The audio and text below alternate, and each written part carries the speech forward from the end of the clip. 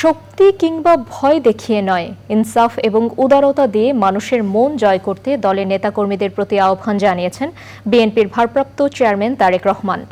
বিএনপির ৪৬তম প্রতিষ্ঠা বার্ষিকী উপলক্ষে দেয়া ভিডিও বার্তায় দলের পক্ষ থেকে জনগণকে শুভেচ্ছা জানিয়েছেন তিনি। তারেক রহমান বলেছেন, ছাত্র জনতার অভ্যুত্থানের সাফল্য এবং সম্ভাবনা নস্যাৎ করে দিতে স্বৈরাচারের দোসররা এখনও ষড়যন্ত্র চালিয়ে যাচ্ছে। এ বিষয়ে সতর্ক থাকার আহ্বান জানিয়েছেন তিনি।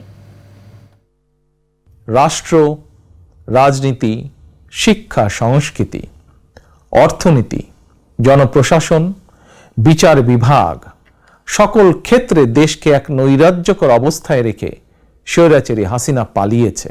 পরপর ২ টার্মের বেশি কেউ প্রধানমন্ত্রীর দায়িত্ব পালন না করা, উচ্চ কক্ষ বিশিষ্ট আইনসভা প্রবর্তন, এমনকি সংবিধানের ৭০ অনুচ্ছেদ সংশোধন করার বিষয়েও পরীক্ষা নিরীক্ষা করাসহ রাষ্ট্র সংস্কারের জন্য ৩১ দফা রূপরেখা দিয়েছে।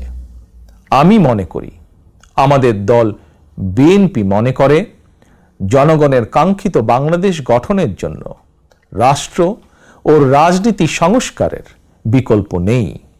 জনগণের প্রত্যক্ষ ভোটে একটি জনপ্রতিনিধিত্বশীল রাষ্ট্র এবং সরকার গঠনের লক্ষ্যে দেশকে নির্বাচনী রোডম্যাপে তোলার জন্য প্রয়োজনীয় রাষ্ট্র সংস্কারের জন্য জনগণ অন্তর্বর্তীকালীন সরকারকে সব রকমের সহায়তা করতে প্রস্তুত।